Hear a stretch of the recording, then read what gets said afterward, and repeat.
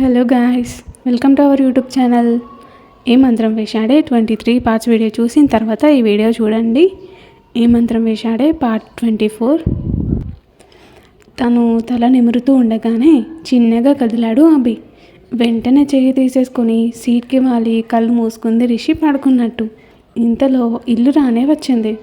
చోటు కారు ఆపి, అక్క ఇద్దరం వెళ్తే డౌట్ వస్తుంది, నువ్వే మెల్లిగా వెళ్ళి బావని డ్రాప్ చేసిరా అన్నాడు. నువ్వేం చేస్తావు, గాడిద పళ్ళు తోముతావా అని కోపంగా అనగానే, లేదక్క ఇద్దరం లోపలికి వెళ్తే డౌట్ వస్తుంది, సరే ఉండు నేను వెళ్ళే దీక్షని పిలుస్తా అని దీక్ష గది కిటికీ దగ్గరికి వెళ్ళి తనని పిలిచాడు చోటు.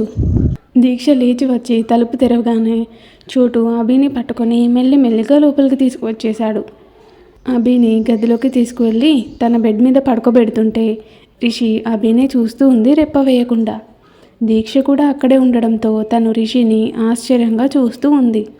రిషి తల తిప్పేసరికి తననే చూస్తున్న దీక్ష కనిపించి, ఏమైంది దీక్షు అంది తన వైపు చూసి. రివర్స్ అయ్యిందేంటి ఈరోజు అంది దీక్ష ఇద్దరిని అయోమయంగా చూస్తూ. ఈ రోజు నుంచి ఇంకా అన్ని రివర్స్లోనే అవుతాయిలే అని కన్ను కొట్టింది రిషి.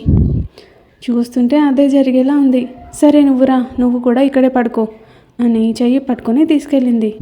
చోటు కూడా ఉన్నాడు అని చోటు వైపు చూపించింది రిషి. తనకి కూడా ఒక గది ఉంది, నానమ్మ ఈరోజు మిమ్మల్ని ఇక్కడే పడుకోమనింది, అందుకే అన్నీ ముందే రెడీ చేసేసింది.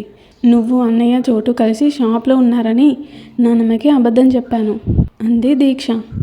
అవునా అని దీక్షతో మాట్లాడుతూ ఉంది రిషి. దీక్ష చోటుకి ఒక గది చూపించి అందులో ఉండమని చెప్పింది. రిషిని తనతో పాటు తీసుకొని వెళ్ళి తన గదిలోనే పడుకోమని చెప్పింది. రిషి కూడా నువ్వు చెప్పకుండా తనతో పాటే పడుకుంది. తెల్లవారింది. అభి మనసులో లేదు. దానికి తోడు ఎప్పుడు లేనిది తాగేసరికి లేవగానే భరించలేనంత తలనొప్పి తయారయ్యేసరికి బెడ్ మీదే తల పట్టుకొని కూర్చున్నాడు. ఇది నన్ను ఏదో చేసేసేలాగే ఉంది, అలా ఎలా తాగేశాను నేను అసలు, నాన్నమ్మకి తెలిస్తే ఇంకేమైనా ఉందా, అసలు ఇంకోసారి నా మొహం చూపించగలనా, ఆ పిచ్చి పిల్లని నేను పెళ్లి చేసుకోవాలా అని ఆలోచనలో ఉండగానే దీక్ష వచ్చింది గదిలోకి. లోపలికి వస్తూనే, అన్నయ్య ఏంట్రా నువ్వు కూడా రిషిని ఫాలో అవుతున్నావా, నేను అస్సలు ఊహించలేదు నువ్వు కూడా ఇలా చేయగలవని. రిషి అంటే ఇంత ప్రేమ ఉంటే మాత్రం తన కోసం తాగేస్తావా ఏకంగా అంది పక్కన కూర్చొని. దీక్షు నువ్వు కూడా ఏంట్రా, నాకు ఇప్పటికే తల బద్దలైపోతుంది, ఇంకేమీ గుర్తు చేయకు, మళ్ళీ ముందు కాఫీ తీసుకురారా ప్లీజ్ అన్నాడు తల పట్టుకుంటూ. అప్పుడే రిషి కాఫీ కప్తో లోపలికి వచ్చింది. తీసుకో అంది అదే అభికి అందిస్తూ. నువ్వేంటి ఇక్కడ, ఎందుకు వచ్చావు మళ్ళీ అని సీరియస్గా అంటుంటే, ముందు ఇది తాగవయ్యా బాబు అని అభి చెయ్యి లాగి కప్ పెట్టి తాగు అని కసురుకుంటూ వెళ్ళి దీక్ష పక్కన కూర్చుంది. అభి కోపంగా చూస్తూనే తలనొప్పి ఎక్కువ అవుతూ ఉండడంతో గబగబా తాగేశాడు. వదినని అలా ఎందుకు అంటున్నావురా, తను ఇక మీదట ఇక్కడే కదా ఉండేది, వస్తే మాత్రం తప్పేంటి అంది దీక్ష రిషిని గట్టిగా పట్టుకుంటూ. అభికి తలనొప్పి ఇంకా పెరుగుతూ ఉంటే తల పట్టుకొని, ఎవ్వరిది తప్పలేదు, తప్పంతా నాదే అని కళ్ళు మూసుకున్నాడు గట్టిగా. రిషి గమనించింది అభిని. వెంటనే లేచొచ్చి పక్కనే ఉన్న ఆయిల్ తీసుకొని అభి తలపై వేసి నెమ్మదిగా జుట్టులోకి వేలి పోనించి మసాజ్ చేస్తూ ఉంది. అభికి హాయిగా అనిపించి ఏం మాట్లాడకుండా కళ్ళు మూసుకొని రిలాక్స్డ్గా అలాగే ఉండిపోయాడు. దీక్ష నవ్వుతూ, వదిన భలే మసాజ్ చేసేస్తున్నావు, అన్నయ్య పెయిన్కి నువ్వే మెడిసిన్, ఇక నుంచి అన్నయ్యనే నువ్వే చూసుకోవాలి అంది. మీ అన్నయ్యకి నేను అక్కర్లేదులే, ఐ మీన్ మెడిసిన్ అంది రిషి మాట మార్చేసి. దీక్షకి దానిలో అర్థం కాక, అవును అది కరెక్టేలే, అన్నయ్య రోజు తాగితే ఇంకేమైనా ఉందా అంటూ చిన్నగా నవ్వింది. రిషి మాటలు విన్నాక అభి కళ్ళు తెరిచి తలెత్తి రిషి కళ్ళల్లోకి సూటిగా చూశాడు. రిషి మాత్రం తన పని తను చేసేసి, ఇప్పుడు ఎలా ఉంది అంది అభిని చూసి.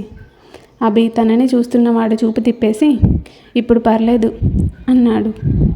తను పర్లేదు అనగానే రిషి చేతులు తీసేసి దీక్ష పక్కకి వెళ్ళి కూర్చుంది. ఎందుకు అలా అంది, నేను అక్కర్లేదు అంటే అర్థం అనుకున్నాడు అభి మనసులో. ఏంటమ్మమ్మ ఇల్లంతా ఇంత హడావిడిగా ఉంది, గదిలో నుంచి బయటకు వస్తూనే అడిగాడు చోటు. రాత్రికి మీ అక్క బావల పెళ్ళి కదా, మరి ఆ మాత్రం హడావిడి ఉండొద్దా అంది సావిత్రమ్మ నవ్వుతూ. చోటు ఎగ్జైట్ అయ్యి, రాత్రేనా అంటే ఈరోజు రాత్రేనా? అబ్బా అమ్మమ్మ, మీరు ఎంత సూపర్ తెలుసా, అస్సలు ఊహించలేదు అక్క పెళ్ళి ఇంత తొందరగా జరిగిపోతుంది అని. ఇన్నాళ్ళకి ఎంత హ్యాపీగా ఉందో. యాహూ, ఈరోజు అక్క బావల పెళ్ళి, మన హంగామా మామూలుగా ఉండకూడదు, ఫుల్గా ఎంజాయ్ చేసేయాలి. ఓహో, థ్యాంక్స్ గ్రాండ్మా, ఇదంతా మీ వల్లే. యాహూ అని ఎగురుతూ ఉన్నాడు చోటు. నేను ఇంకా ఆలస్యం చేయదలుచుకోలేదు. నా మహాలక్ష్మి వీళ్ళనంత తొందరగా ఇంట్లో అడుగు పెట్టాలి అని మనసులో అనుకుంది సావిత్రమ్మ. అందుకే గబగబా పెళ్ళికి అన్ని ఏర్పాట్లు మొదలుపెట్టారు ఇక అందరూ కలిసి. అభికి రిషికి మాత్రం అంతా సడన్ సర్ప్రైజ్ లాగా ఉంది. రాత్రికి పెళ్ళి అనేసరికి పొద్దంతా ఇద్దరికి ఆ ఆలోచనలతోనే సరిపోయింది. సాయంత్రం అయ్యేసరికి గౌరీ పూజ పూర్తయి పెళ్లి కోసం రిషిని రెడీ చేస్తోంది నీరజ.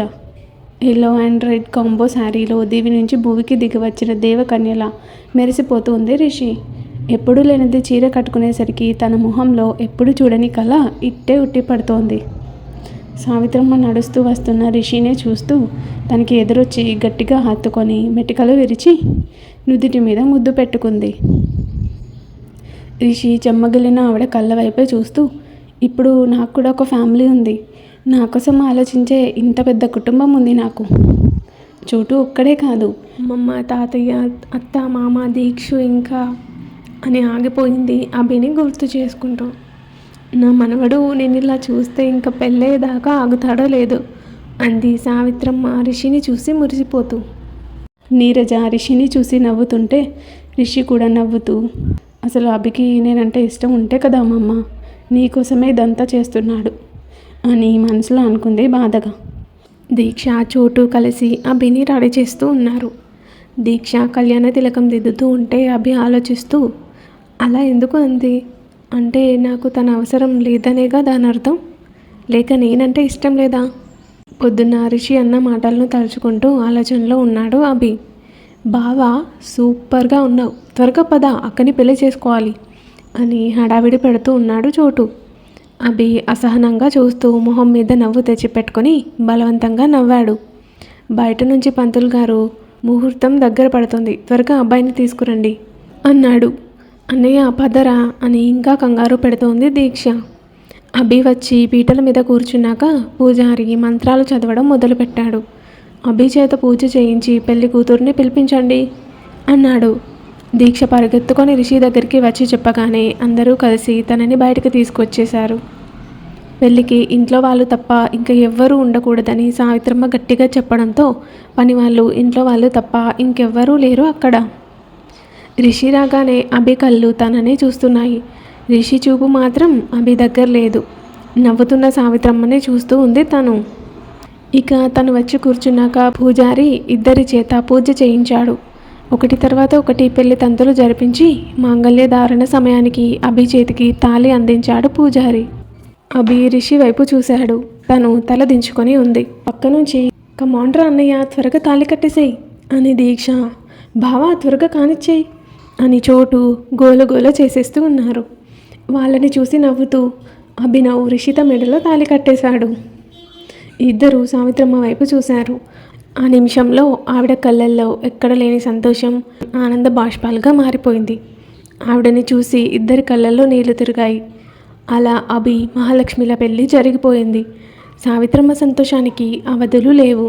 శంకరయ్య, నీరజ, మనోహర్ కూడా నవ్వుతూ అక్షింతలు వేసి ఆశీర్వదించారు ఇద్దరిని. దీక్ష చోటు అయితే హంగామా చేసేస్తూ కేరింతలు కొడుతూ ఉన్నారు. ఇంకా ఉంది. Thank you for watching guys. Story కనుక మీకు నచ్చినట్లయితే మన ఛానల్ని సబ్స్క్రైబ్ చేసుకొని బెల్ ఐకాన్ని ఆన్లో పెట్టుకోండి.